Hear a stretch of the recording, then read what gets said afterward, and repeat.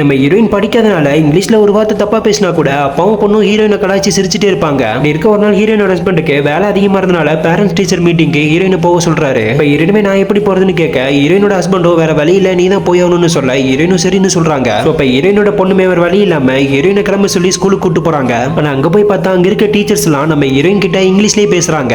அங்க இருந்த அந்த பொண்ணு ஹீரோயினை பிரின்சிபல்ட்ட கூட்டு போக ஹீரோயினுமே எனக்கு இங்கிலீஷ் தெரியாதுன்னு சொல்லிடுறாங்க. சோ ஹீரோயின் இப்படி சொன்னதுனால ஹீரோயினோட பொண்ணுக்கு பிரின்சிபல் முன்னாடி அவமானமா இருக்கு. இதனால ஆட்டோல போயிட்டு இருக்கும்போது ஹீரோயினை போட்டு ஒரு இங்கிலீஷ் கூட கத்துக்க மாட்டேன்னு சொல்லி பயங்கரமா திட்டுறா. அதை கேட்ட ஹீரோயினுமே நம்ம பொண்ணை இப்படி பேசுறாளுன்னு சொல்லி லைட்டா ஃபீல் பண்றாங்க. அப்படி இருக்க ஒரு நாள் ஹீரோயினோட அக்கா பொண்ணுக்கு கல்யாணம்னு சொல்லி ஒரு மாசத்துக்கு முன்னாடியே அமெரிக்காவுக்கு போறாங்க. சோ அங்க இருக்கவங்க டெய்லி வேலைக்கு போக பகல் நேரத்துல நம்ம ஹீரோயின் வீட்டுல தனியா தான் இருக்காங்க. அப்பதான் நம்ம ஹீரோயினுக்கு ஒரு ஐடியா வந்து இங்கிலீஷ் கத்துக்கிறதுக்காக பக்கத்துல இருக்க ஒரு கோச்சிங் கிளாஸ்க்கு போறாங்க. அப்படியே கொஞ்ச நாள் போக ஹீரோயினும் இங்கிலீஷ் நல்லா கத்துக்கிறாங்க. அது மட்டும் இல்லாம இங்கிலீஷ் மூவி பார்த்து மத்தவங்க கிட்ட எப்படி பேசணுங்கிறதையும் தெரிஞ்சுக்கிறாங்க. சோ இப்ப அந்த பொண்ணோட கல்யாணத்தன்னைக்கு ஹீரோயினை பேச சொல்றாங்க. அப்ப ஹீரோயினோட ஹஸ்பண்ட் அவளுக்கு இங்கிலீஷ்லாம் தெரியாதுன்னு சொல்றாரு. ஆனா ஹீரோயின் தைரியமா இருந்துச்சு. கல்யாணம் ஆனதுக்கு அப்புறம் ஒரு கணவனும் மனைவியும் எப்படி ஒற்றுமையா இருக்கணுங்கிறத பத்தி இங்கிலீஷ்லயே சொல்றாங்க. சோ ஹீரோயின் இங்கிலீஷ் பேசுறத பார்த்தனையும் அப்பாவும் பொண்ணும் வாய் அடைச்சு போயிடுறாங்க.